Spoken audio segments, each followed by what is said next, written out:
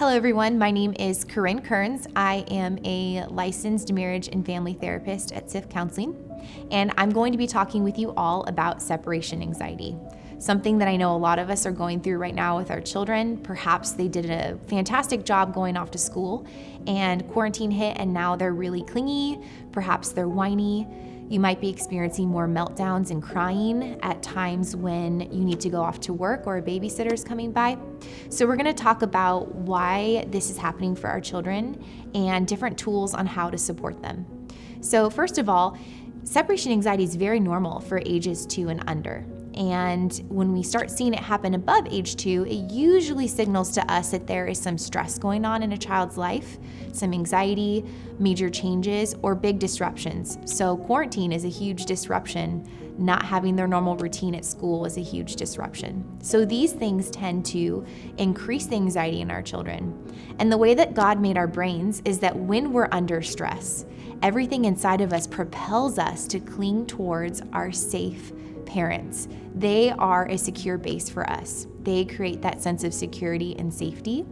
And so that's great. We're so glad that our children want to be close to us. But we all know it's not logistical for our children to always be by our side. They need to separate from us, and it's actually really good for them. So what can we do to create that sense of security amidst uncertain times and to help our children be able to separate? Well, the first thing we want to do is to offer connection. We want our children to feel seen by us, that we understand what they're going through, and we want them to feel soothed. When they're soothed and they feel comforted by us, they're going to feel more flexible to go ahead and separate from us. We're going to combine that with consistency. Amidst so much change, it's really important that we offer consistency to our children. Something I like to do is to prep my children when it's time to leave. This morning is the day that mommy goes to work. I'll be back at dinner time, just to kind of give them that predictability of this is what our day is going to be structured at. And then it's really important to make sure you always say goodbye to your children. When we combine the consistency and the comfort, you're gonna find that over time, your children relax, they know the structure, they're familiar with what goodbyes look like, and they know you're always gonna come back.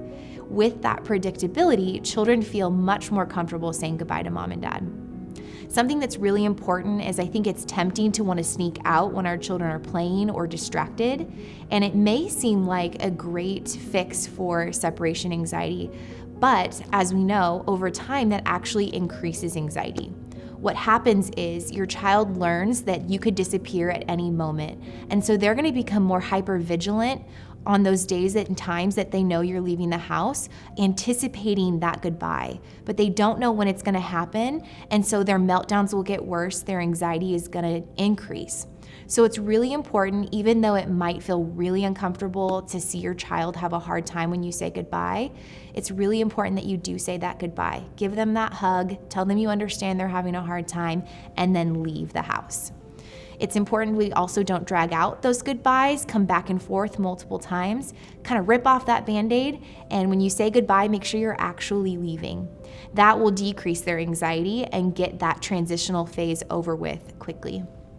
Another really important thing to remember is to stay calm as parents. If we're experiencing anxiety saying goodbye to our children, they're going to feel that, and they are in turn going to be anxious as well.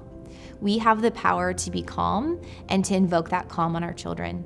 So if you're feeling anxious about a goodbye as you go off to work or you leave the house for the first time in a long time, make sure you're giving yourself time to take a deep breath, say a prayer, and relax your body before you say goodbye to your children.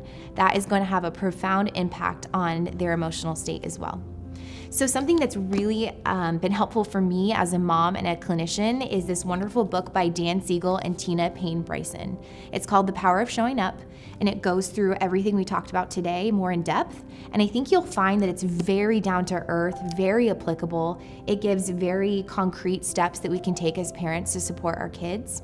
And I have just found it profoundly helpful for me. So I encourage you all to get this book and to check it out for yourselves.